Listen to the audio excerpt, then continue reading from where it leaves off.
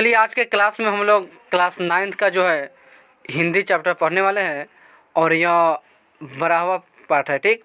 और इस किताब का जो है लास्ट चैप्टर है, ठीक। इसी के साथ साथ जो हमारा किताब की भी समाप्ति हो जाएगी और यह नेक्स्ट लास्ट चैप्टर है, ठीक। काव्यखंड 12 पाठ का नाम है कुछ सवाल, जिनका कवि हमारा पाब्लो नेरूदा जी है, ठीक। चलिए तो सबसे पहले कोई भी चैप्टर शुरू करने से पहले लेखक का जीवनी पढ़ते हैं। तो इस चैप्टर के भी सबसे पहले हम लेखक का जीवनी पढ़ेंगे, उसके बाद जो है कविता को पढ़ेंगे। कह रहा है पाब्लो नेरूदा का जन्म दक्षिणी अमेरिकी देश चिली के प्राल शहर में 12 जुलाई 1904 ईस्वी को हुआ था। यानी कि इनका जन्म कब हुआ था? तो 12 जुलाई 1904 ईस्वी को। यानी कि ये सब जो है याद कर लीजिएगा, क्योंकि ज़्यादातर ऑब्जेक्टिव जो है लेखक के जीवनी से ही जो पूछा जाता है और उनका जन्म मृत्यु तो दिया ही दिया रहता है। चलिए आगे कह रहा है नेरूदा का मूल नाम नेफ्ताली रिकार्डो रेयसे बोसवाल्टो था, किंतु चेकोस्लोवाकिया के प्रसिद्ध कवि जान नेरूदा की स्मृति में उन्होंने अपना यह नाम लिखना आरंभ किया और इसी नाम से प्रसिद्धि पाई। उन्होंने सांतियागो में चिले विश्वविद्यालय में फ्रेंच और शिक्षा शास्त्र की पढ़ाई की। नेरूदा की ख्याति एक विचारक और लेखक के साथ साथ राजनीतिक कार्यकर्ताओं के रूप में भी रही है। 1927 में नेरूदा को काउंसलर बनाकर बर्मा भेजा गया। बर्मा आप लोग जानते हैं, बर्मा जो है हमारा पड़ोसी देश है, ठीक, जिसे बिहार के 14 में हम लोग पढ़ते हैं। 8 वर्षों तक वह सिलोन, जावा, सिंगापुर, ब्यूनस आयर्स, मैड्रिड और बार्सिलोना में काम करते रहे। स्पेन के गृह युद्ध में रिपब्लिकन्स के पक्ष में उनकी नेतृत्व भूमिका थी। 1950 में पिकासो और पॉल रॉबसन के साथ उन्हें विश्व शांति का पुरस्कार दिया गया। 1973 में उन्हें साहित्य के क्षेत्र में नोबेल पुरस्कार मिला और 1973 में ही सैनिक क्रांतिकारी के जरिए आयदे सरकार के तख्त पलट के ठीक बाद उनका क्या हो जाता है? देहांत हो जाता है। यानी कि इनका मृत्यु जो 1973 ईस्वी में हो गया, ठीक। अगला पैराग्राफ हमारा कह रहा है कि नेरूदा की प्रमुख काव्य कृतियाँ कौन कौन से हैं। चलिए उसको जो है हम लोग पढ़ेंगे, ठीक।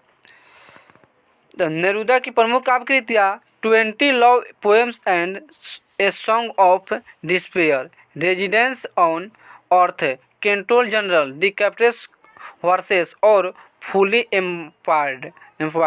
उनकी आत्मकथा में मेयार से दुनिया भर में पढ़ी गई। यानी कि ये जो अंग्रेजी कवि है, इस इनका कविताएं जो है सब जो है अंग्रेजी में ही लिखा है।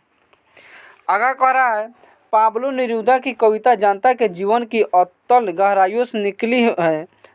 उनकी कविता आम लोगों के प्यार और संघर्ष की आशा निराशा की सघन अभिव्यक्ति है तथा 20वीं सदी के महान संघर्षों गर्व से उपजी है। जनता के जीवन और संघर्षों में भागीदारी उनकी कविता की शक्ति है। वे सच्चों अर्थों में जनता के कवि थे। नेरूदा की प्रेम कविताएं मानवीय गरिमा और अदम्य जिज्ञासा की कविता के रूप में पूरे लातीनी अमेरिका से लेकर स्पेन तक प्रशंसित हुई। निकारागुआ के महान कवि रूबेन दारियो और अमेरिकी कवि वाल्ट व्हिटमन की परंपरा को आगे विस्तार देते हुए नेरूदा ने आधुनिकतावाद और अवांगार्द कविता के एक विशिष्ट लातीनी अमेरिका संस्करण का निर्माण किया। आगे कह रहा है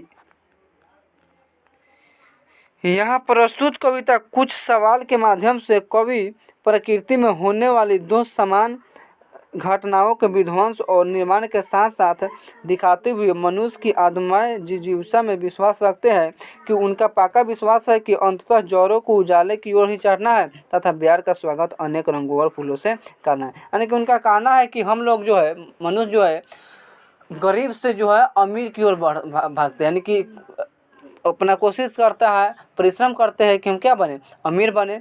चलिए कविता क्या कर रहा है, हम लोग कविता को समझते हैं।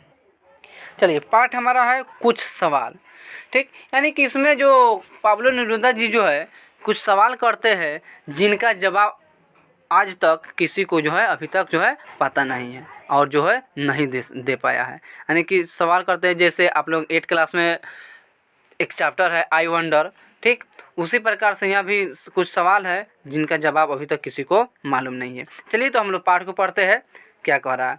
कह रहा है यदि सारी नदियाँ मीठी है तो समुद्र अपना नमक कहाँ से पाता है? क्योंकि हम लोग जानते हैं, आप सभी जानते होंगे कि नदी का जल क्या होता है? मीठा होता है। नदी का जल पिया जा सकता है, लेकिन समुद्र का जल जो है नहीं पिया जा सकता है, ठीक। नदी का जल मीठा होता है, समुद्र का जल कैसा होता है? नमकीन होता है, ठीक। वही लेकिन कह रहा है यहाँ पर बात आया कि अगर सारी नदियाँ मीठी है तो समुद्र अपना नमक कहाँ से पाता है? क्योंकि हम लोग जानते हैं कि सारी की सारी नदियाँ, सभी की सभी नदियाँ किसमें मिली है? समुद्र में जाकर जो है मिली है। तो जब इस सब का जो है पानी जो है मीठा है तो फिर आखिर समुद्र में नमक कहाँ से आया? यानी कि जो है सवाल करते हैं। ऋतुओं को कैसे मालूम पड़ता है कि अब पुल के बदलने का वक्त आ गया? यानी कि ऋतु कैसे मालूम पड़ जाता है कि अब जो है जैसे गर्मी को कैसे मालूम पड़ जाता है कि अब ठंडी आने वाला है, ठंडी कैसे मालूम पड़ जाता है कि अब गर्मी आने वाला, अपना पूरा सिस्टम जो है चेंज कर लेता है। जैसे हम लोग याद करके रखते हैं, चलिए दिसंबर में जो है बहुत ठंड लगने वाला है, ठीक, लेकिन गर्मी को कैसे मालूम पड़ता है कि ठंड अब आने वाला है, ठीक। वो तो चाहता तो एक जैसा भी रह जाता।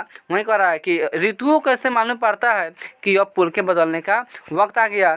जाड़े इतने सुस्त रफ्तार क्यों होते हैं और दूसरी कटाई की घास इतनी चंचल उर्मियान के? यानी कि यहाँ पर कह रहा है कि जाड़े जो है इतनी शुष्क क्यों होता है? क्योंकि जाड़े में हर लोग क्या हो जाता है? सुस्ती आ जाता है। जैसे हम लोग रजाई में सोते हैं तो जैसे सुबह हो जाता है, पढ़ने का टाइम हो गया तो कहते बाग 5 मिनट के लिए क्या करें? सो जाए। लेकिन जैसे 5 मिनट के लिए सोते हैं तब तक के लिए जो है क्या हो जाएगा? रहता है, सुतला ही रह जाता है और मालूम चलता है कि क्लास का टाइम जो है खत्म हो गया।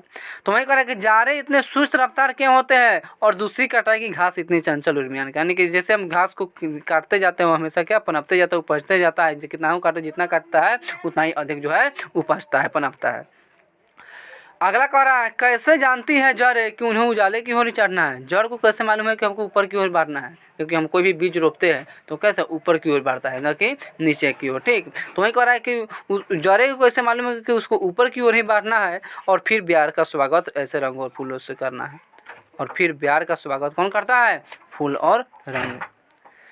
क्या हमेशा वही बसंत होता है, वही किरदार दोहराता है और हमेशा वही होते रहता है? जाड़ा से गर्मी, गर्मी से जाड़ा, और वही हमेशा जो है होते रहता है, दोहराते रहता है। चलिए यह हुआ हमारा पाठ परिचय। चलिए तो और कविता को पढ़े।